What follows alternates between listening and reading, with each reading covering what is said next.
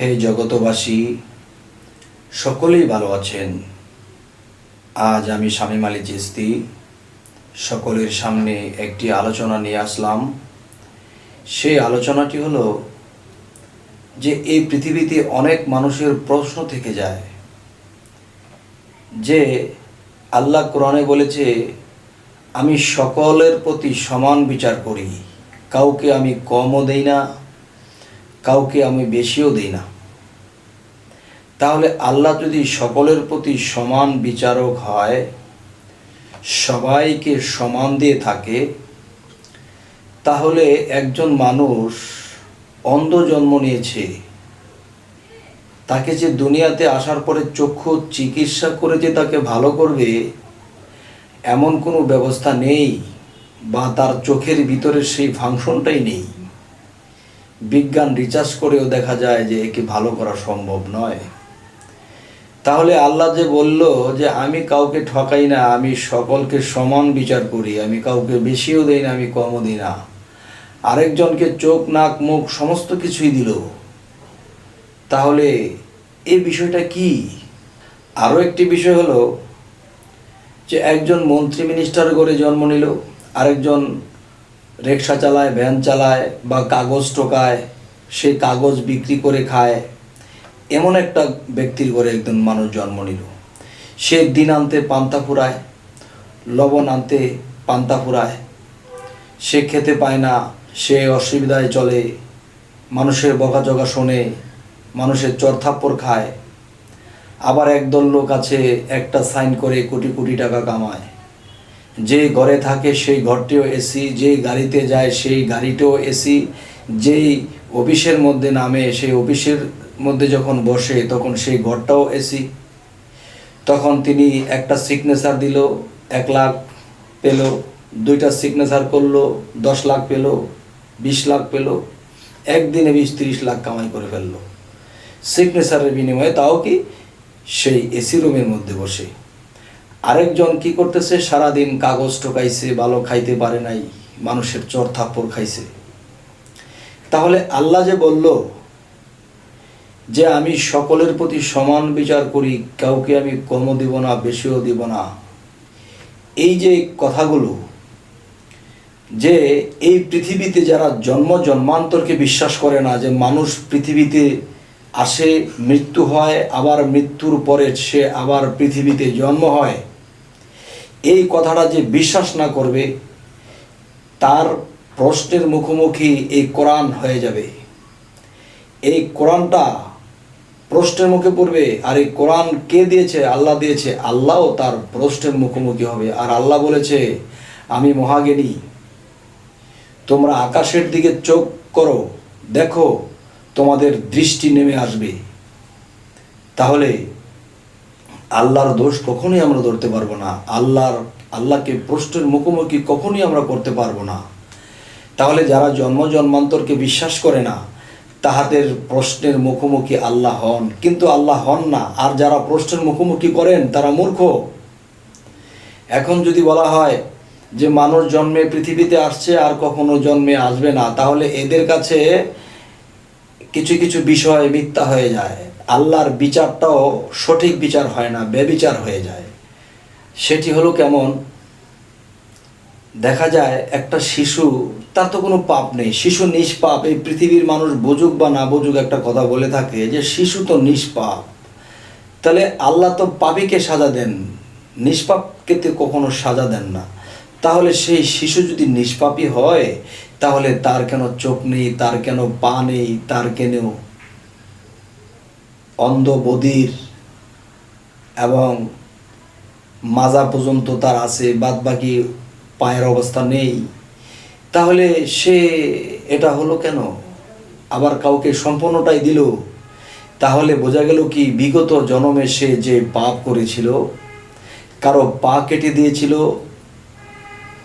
আজ তার পা নেই। কারো চোখ অন্ধ করে দিয়েছিল, আজ তার চক্ষু নেই। একটা কথা আছে বা একটা হাদিসে আছে, তুমি যা করবা ঠিক তা পাবা। তুমি একজনকে ঠকিয়েছ, মনে করো না যে তুমি তাকে ঠকিয়েছ, তুমি ঠকেছ। একজন মানুষকে ক্ষতি করে তুমি কোটি টাকা তার বাড়িঘর আত্মসাৎ করে তুমি রেখে দিয়েছো, তো মনে করো না যে তুমি তার বাড়িঘর কেড়ে নিয়েছো, তুমি তোমার বাড়িঘর কেড়ে নিয়েছো। কিভাবে? তুমি যখন পরবর্তীতে পৃথিবীতে আবার জন্মাবে তখন দেখবে তুমি অনেক কোটিপতির ঘরে জন্ম নিয়েছো, বাড়ি গাড়ি আছে, কিন্তু তোমার বাবা যতদিন আছে ততদিন ভোগ করে গেছে, কিন্তু এক সময় তোমার এই বাড়ি গাড়ি একজনের চিটিংবাজি করে বা কোনো কৌশল করে তোমার এই বাড়ি গাড়ি নিয়ে যাবে, কিন্তু কিচ্ছু বলার থাকবে না তোমার। তখন হায় আল্লাহ, তুমি এটা কি করলো, আমার বাড়ি গাড়ি সব গেল কেন বাবা? আল্লাহ তো বলেছে তুমি যা করবা ঠিক তা, বিগত জন্মে তুমি কারো বাড়ি ঘরে আত্মসাৎ করেছিলে, তেই আজ দেখো সেই ব্যক্তি আফসুস করেছিল, আজকে তুমি আফসুস করো, তোমার বাড়ি গাড়ি নিয়ে গেছে। তাহলে বিগত জন্মের সাজা হইতেছে। তাহলে এই জন্ম জন্মান্তর যারা বিশ্বাস করে না তাদের প্রশ্নের মুখোমুখি কোরআন, তাদের প্রশ্নের মুখোমুখি আল্লাহ। আর আল্লাহ বলেছে অজ্ঞানীর মুখোমুখি আমি কখনো হই না।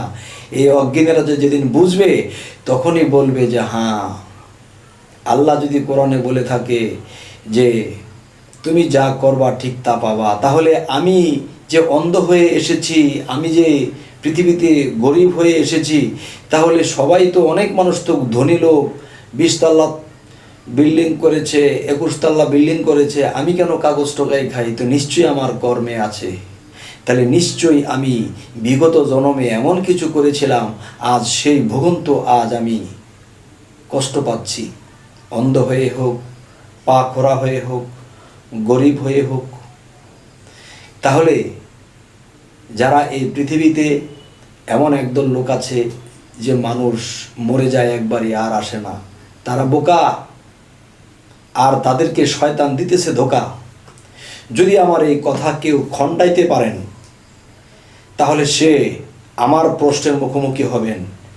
এই বাংলাদেশে নয়, এই বিশ্বের বুকে এমন একটা লোক যদি পারেন আমার সাথে দেখা করবেন, যে মানুষ পৃথিবীতে জন্ম নেয় এবং মরে যায়, আর কোনো দিন সে আসে না, আর কখনো তার জন্ম হয় না, আর জন্ম যে হয় তার প্রমাণ আমি ভুরি ভুরি দেব এক যুক্তি, আর কোরআনেও তার প্রমাণ আছে।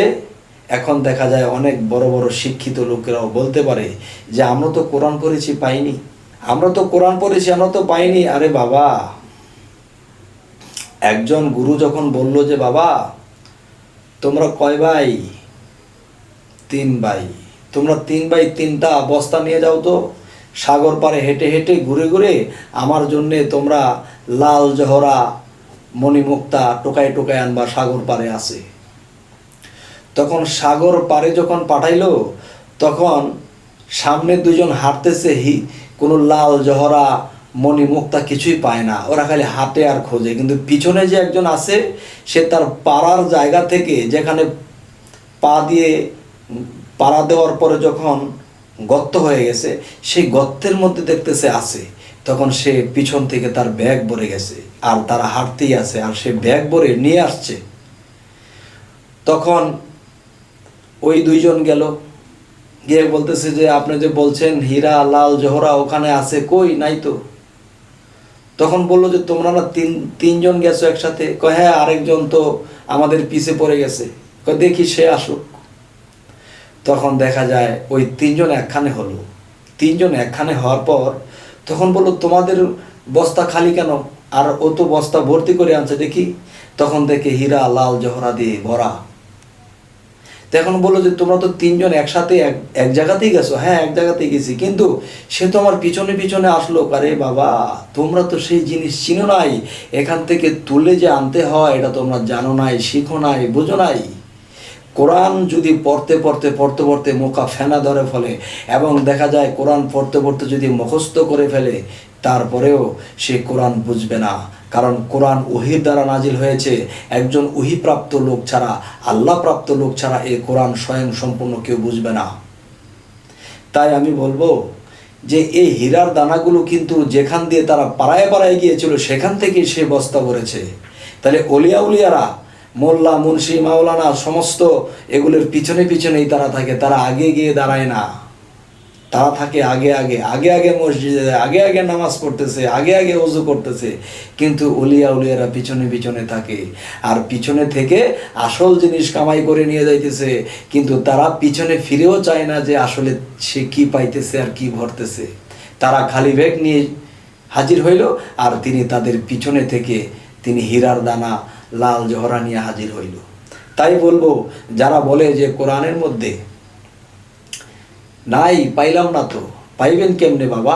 কোরআনের মধ্যে আল্লাহ বলেছেন যে মানুষ মরিলে জীবিত করবে, কিভাবে করবে ইঙ্গিত সুন্দর করে করে গেছে, কিন্তু দেখা যায় ওই দিকে খেয়াল নাই। কিন্তু কিছু কিছু লোক লক্ষ্য করে এই আয়াতটা পড়লে ধনী হওয়া যাবে, এই আয়াতটা পড়লে এতবার পড়লে জান্নাতে যাওয়া যাবে, এই আয়াতটা পড়লে কেন? আল্লাহ বলেছে আমি এই কোরআনটাকে চিঠি রূপে প্রেরণ করেছি, প্র্যাকটিশন রূপে প্রেরণ করেছি।